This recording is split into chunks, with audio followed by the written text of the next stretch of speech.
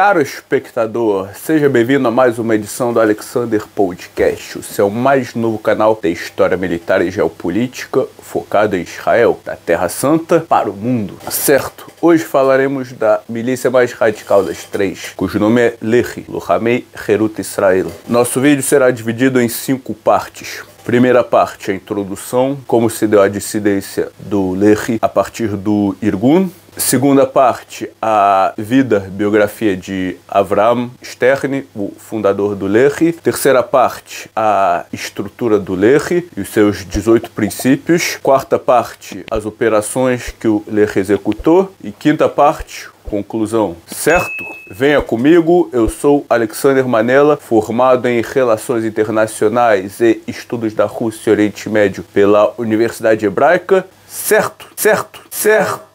Certo. Em agosto de 1940, Avram Stern, conhecido como Yair, ele que era um dos principais diretores do Irgun em Jerusalém, ele rompe com a organização e decide fundar o Lehi, junto com os outros. Por quê? Pois o grande motivo era, o pessoal do Irgun falou, agora estamos na Segunda Guerra Mundial, vamos se aliar aos ingleses. Enquanto o pessoal do Lehi afirmava, não, nós temos que continuar combatendo os ingleses, apesar da Segunda Guerra Mundial. E para esse meio, Avram Stern, inclusive, propôs fazer um acordo com os alemães, no qual falaremos mais adiante. Então, essa foi a introdução de como, do background da criação do Lehi, que era essa inimizade contra os ingleses durante a Segunda Guerra Mundial. Agora vamos falar dessa personalidade, no mínimo curiosa, chamada Avram Stern, cujo apelido de nome de guerra era Yair. E afinal, eu tenho 3 coisas em conjuntos com Avram Stern. Nós estudamos na mesma universidade, que é a Universidade Hebraica. Nós dois somos da área de humanas, ele estudou História e eu estudei Relações Internacionais, no qual muitos cursos eram sobre histórias. E terceiro ponto, não somos comunistas. Avram Stern, ele nasceu em 1907 na cidade de Suwałki, na Polônia. Durante os anos 20, ele imigrou para Israel. Ele entrou também na Haganah, lá por meados dos anos 20. No começo dos anos 30, quando surgiu o Irgun, ele também se junta ao Irgun, passa a ser um de seus principais membros. Mas antes de tudo, Avram Stern, ele era um intelectual e compositor. Ele graduou-se e pós-graduou-se em História e Literatura Grega. E em 1934, ele vai para Florença,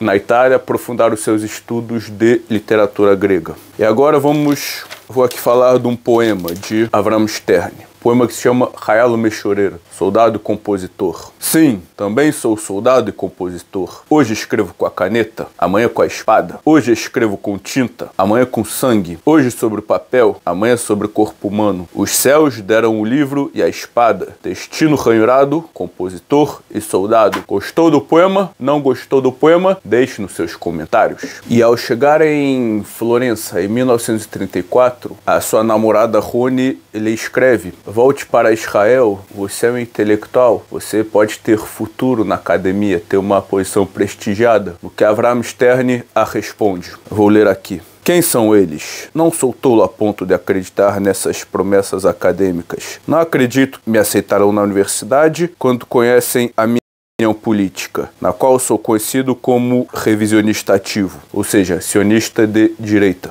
Não desistirei do meu ativismo político. Esse é o meu objetivo de vida, minha alma, e prefiro morrer como um soldado anônimo do que ser um professor famoso por 50 anos. Enquanto Avram Stern está na Florença, o líder do Irgun, Avram Teomi, o visita e ele pede para que Stern vá à Polônia, crie contatos com o governo polonês e consiga armas e treinamento para o Irgun. O que Avram Stern aceita a missão e viaja a Varsóvia. Para disfarçar o seu ativismo político, Avram Stern se disfarça de jornalista e vendedor de livros. Saúde. E aqui vem um episódio curioso. Avram Stern aceita a missão e viaja à Polônia. E lá ele contacta o Ministério do Exterior polonês. Ele vem com a seguinte proposta: sejamos realistas, vocês não gostam, não aguentam os judeus aqui, e eu quero trazer os judeus para a terra de Israel. Porém, não posso fazer sozinho. Portanto, me ajudem. Incrivelmente, o governo polonês concorda e assim fornece armas e treinamento para jovens judeus poloneses, membro do movimento Beitar, no qual falamos na última aula, que era o movimento do Irgun, ligado ao Partido Revisionista.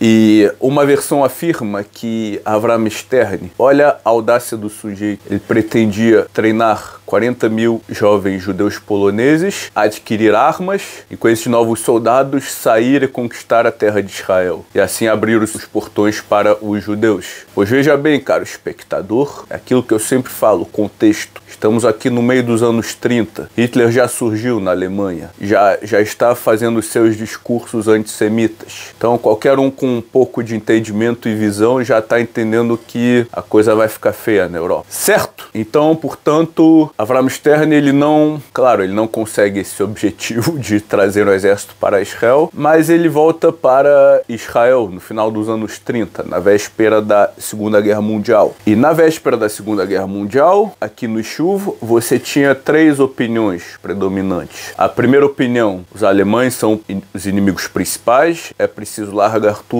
e lutar contra eles. A segunda opinião afirmava que não, os árabes são os inimigos principais. E a terceira opinião, a de Avram Yair Stern, os ingleses são os inimigos. Como afirma David Shomron, um membro do Lehi. Ele fala o seguinte: olha, no momento mais decisivo na Segunda Guerra Mundial, que nosso povo estava sendo exterminado na Europa, os ingleses continuaram com a política dele de fechar os portões da terra de Israel, inclusive retornando refugiados. Ok, pode-se dizer que no começo eles não sabiam que os alemães iam exterminar os judeus da Europa, como ninguém sabia. Agora, já no meio final da guerra, é claro que eles sabiam, e ainda assim continuaram com a política dele de barrar a imigração judaica. Então, portanto, eles também não são nossos inimigos? Assim perguntava o pessoal do Lehi. Também o pessoal do Lehi se orgulhava, segundo eles eram o primeiro movimento na história, depois dos judeus do Império Romano, a se revoltarem contra a autoridade.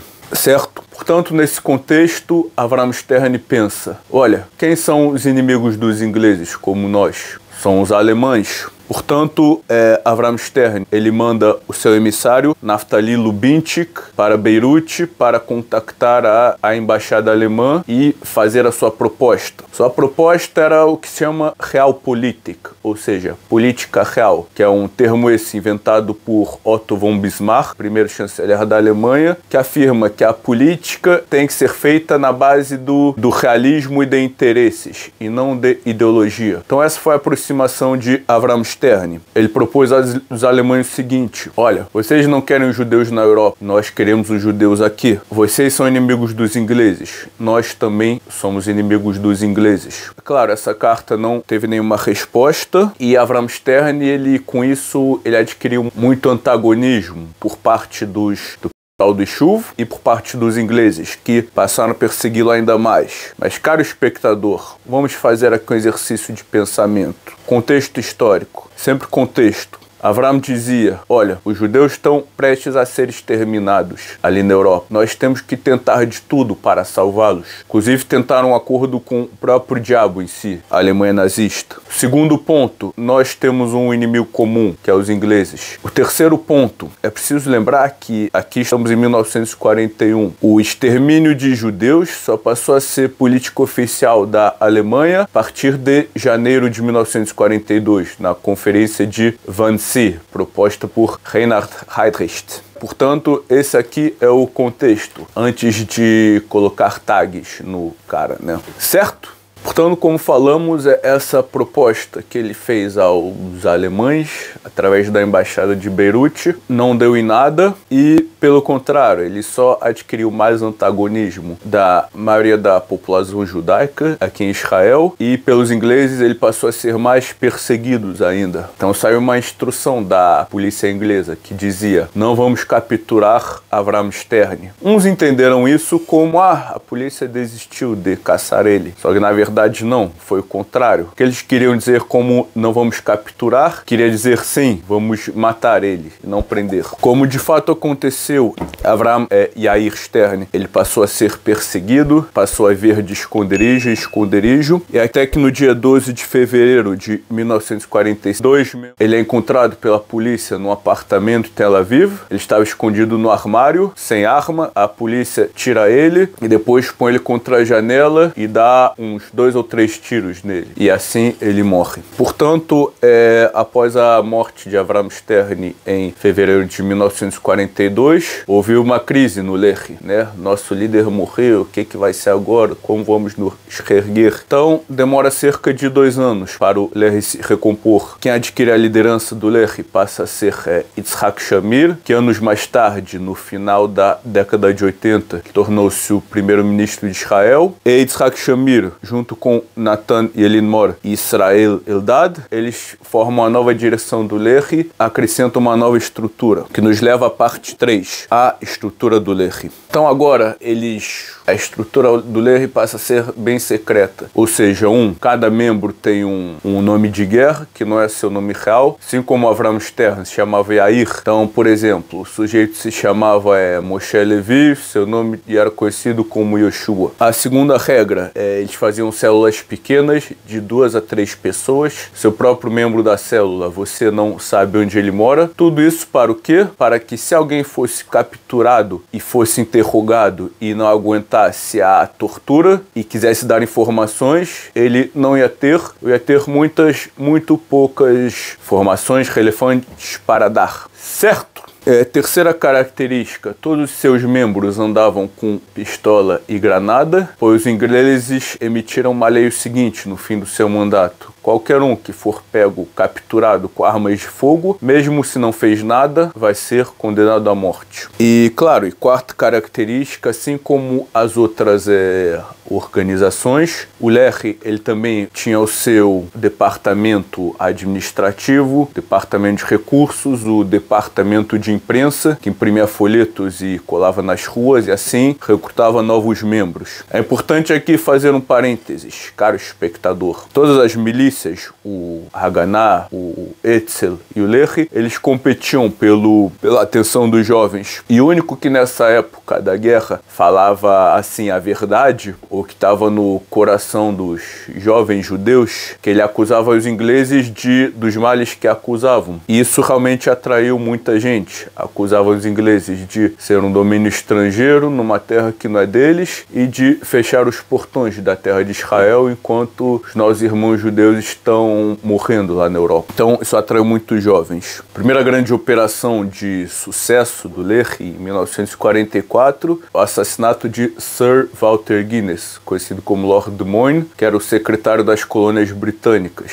do Oriente Médio, que ficava ali no Cairo, por 2 membros do Lehi, Eliyahu Beit-Suri e Eliyahu Hakim, como falamos nos vídeos anteriores. E esse episódio, como foi falado, gerou uma perseguição da Haganah aos membros do Irgun. E aqui encontra-se a ironia do episódio. Quem fez o atentado foi o Lehi, não foi o Irgun. Entanto, a Haganah começou a perseguir membros do Irgun. Quanto membros do Lehi, o Lehi falou: olha, vocês tocarem na gente, a gente vai tocar de volta em vocês. Então a Haganah ficou no seu canto. Ou seja, a Haganah usou essa oportunidade para remover os seus rivais políticos, que eram os sionistas revisionistas do Irgun. Então, continuando. Portanto, acabou a Segunda Guerra Mundial e os ingleses continuaram com a política deles do livro branco, que era, ou seja, fechar os portões da terra de Israel ou então limitar bastante o número de imigração judaica. E nessa até a Haganah perdeu a paciência e forma-se o Atnot HaMeri, ou o movimento de resistência judaico,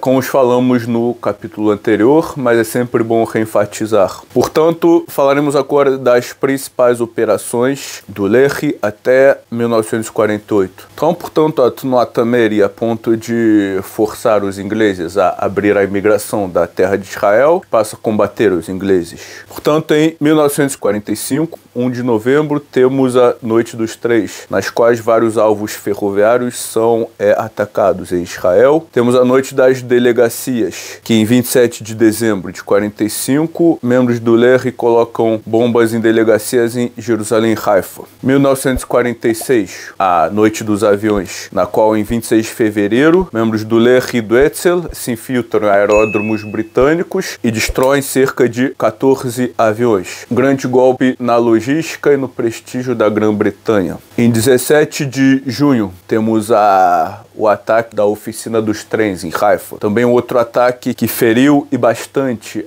a moral e a logística britânica. Porque o que acontecia? A oficina de trem de Haifa era a maior oficina britânica ferroviária de todo o Oriente Médio, visto que Haifa era um grande hub, um grande centro ferroviário, pois ele era o que conectava a ferrovia norte-sul, ferrovia do Hijaz, ou seja, que ligava lá da Síria e do Líbano até Meca e Medina, no oeste da Arábia Saudita, e passava ali por Haifa. E nós tínhamos a outra ferrovia britânica de eixo leste-oeste, que é ali desde o Cairo, do Egito, passava por Haifa e depois ia da Jordânia até o Iraque, até os poços de petróleo. Portanto, novamente, esse ataque foi um grande golpe para a Grã-Bretanha, para o seu projeto colonial. Em 29 de setembro, Avram Stern é vingado, ou seja, o policial que matou ele, de nome Tom Wilkins, é assassinado por membros do Lehi. E durante esse ano também, para vocês verem, eles eram tão ousados,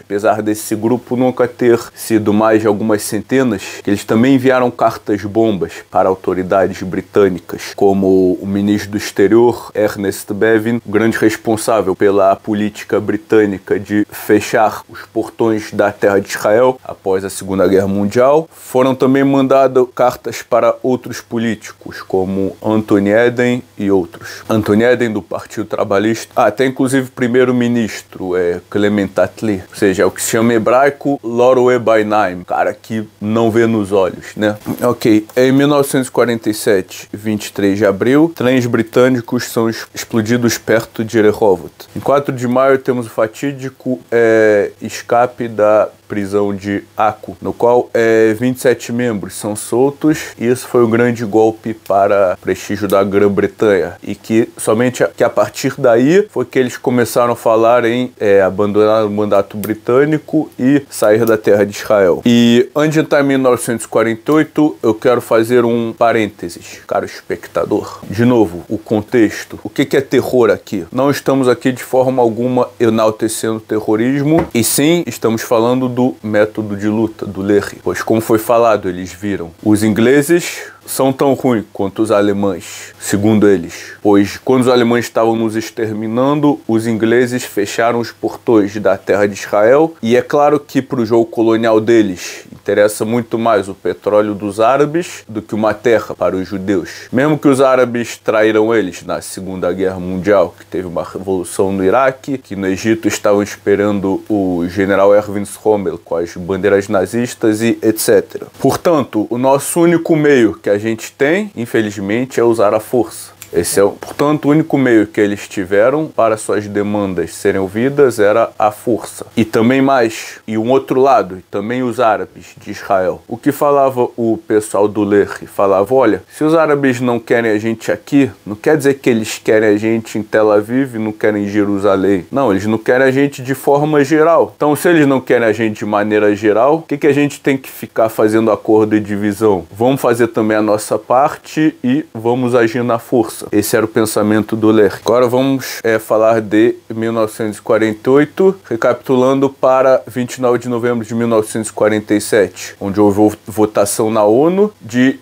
dividir o território da Palestina entre o Estado judeu e o Estado árabe. Os judeus aceitaram e os árabes não, mas isso falaremos no próximo vídeo, com mais detalhes. Em 1948, fevereiro de 29, março de 31, o Lehi coloca bombas em trens militares ingleses causando um grande estrago, um grande número de baixas. Em 9 e 11 de abril, junto com o pessoal do Etzel, eles conquistam a aldeia de Deir Yassin, um episódio muito polêmico, no qual falaremos no próximo episódio. Em 3 de maio de 1948, temos um episódio curioso, do qual um livro-bomba é explodido na Inglaterra. Vamos voltar a esse episódio. Tinha um jovem de nome Alexander Rubovich, que entrou no Lehre. Ele foi pego pela polícia inglesa colocando pôsteres. Portanto, a polícia inglesa o pegou, torturou e sumiu com o corpo. Então esse caso começou a gerar linhas na imprensa. Começaram a exigir: cadê esse garoto? Tragam eles de volta. E ao mesmo tempo identificaram o responsável por seu assassinato, que era o oficial inglês de nome Roy Farahan, que também gerou grandes polêmicas. De um lado, na imprensa dele, você tinha pessoas que falavam: ele tem que ser julgado, e por outro lado você tinha antissemitas que falavam: muito bem, ele deu uma lição nesses terroristas judeus. O fato é que a Inglaterra, temendo pela sua vida por vingança do Lehre, transferiu ele para uma outra colônia da Inglaterra, longe do Oriente Médio. Então, como o Lehre decide se vingar, eles mandam uma carta, um livro, que por dentro tinha uma bomba, para o seu endereço, com o seu nome. Só que a tragédia foi que no livro 3 de maio de 1948, o irmão de Roy Farahan, Rex, ele abriu o livro e bum! E ele faleceu. Ou seja, o irmão, na verdade, pagou pelo pecado dele. E em 17 de setembro, temos o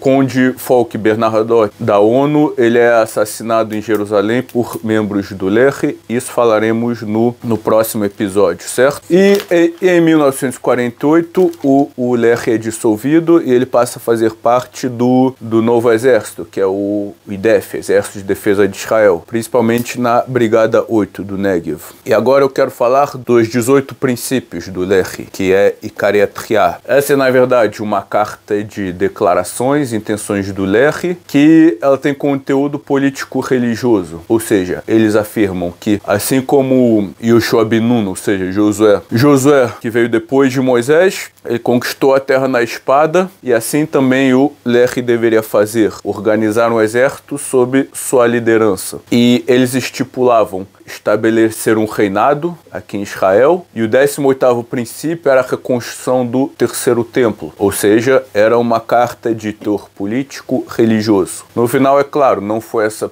visão que prevaleceu foi a visão da Haganah, que uniu o exército sob a sua bandeira, né? Estabeleceu aqui um país judaico, sim, mas em moldes social-democratas, digamos assim. E agora, caro espectador, nos aproximamos da conclusão. Nossa conclusão é o seguinte: o Lehre, ele é um movimento muito curioso, ou seja, como algumas centenas de judeus jovens mal armados, só que super idealistas, como esse pessoal conseguiu balançar as bases, conseguiu tremer as bases do Império Britânico no Oriente Médio.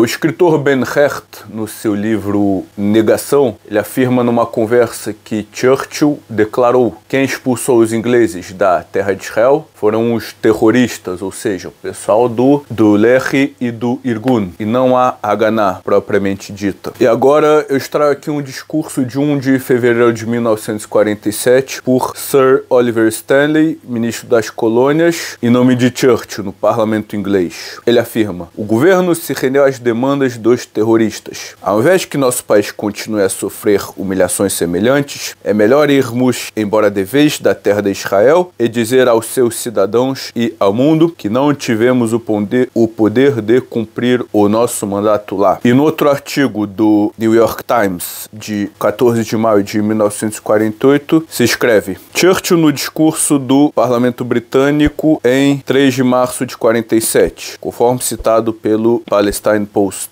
no dia seguinte, 4 de março, onde Churchill afirma: com alarme e choque, Churchill falou do balcão, exigiu saber o quão mais se estenderá essa maldita guerra na terra de Israel, com todo o sangue derramado, até que se tome uma decisão definitiva. Churchill afirma que tal guerra custa 30 a 40 milhões de libras por ano e demanda 100 mil soldados britânicos. Quanto tempo isso deve continuar? E continua. E nós somos arrastados de mês a mês quando continuam as convulsões e atos de vingança. Então afirma um artigo do New York Times de 14 de maio de 48. 84 mil soldados ingleses mostram-se insuficientes para conter as forças judaicas radicais e bem organizadas, municiadas com todo tipo de armamento de infantaria moderna. Desde o fim da Segunda Guerra Mundial, morreram já 338 súditos britânicos. Para a manutenção do exército lá, já custou 100 milhões de libras ao pagador de imposto inglês. As declarações dos judeus radicais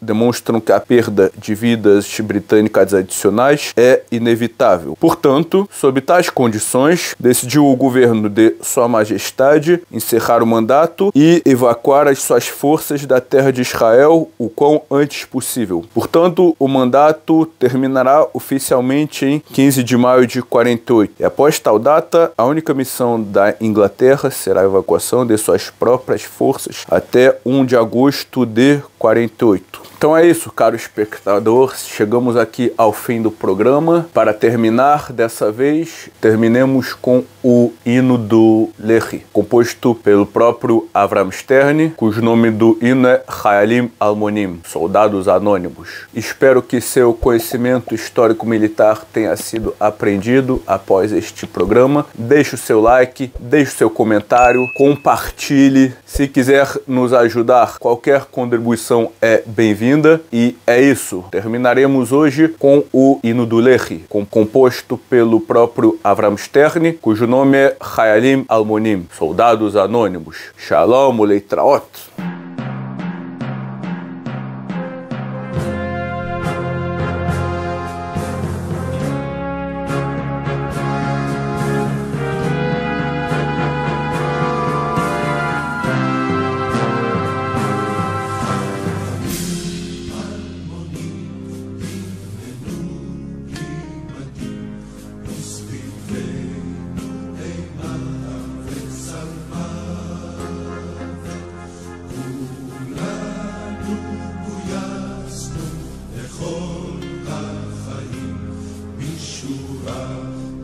לשחרר רק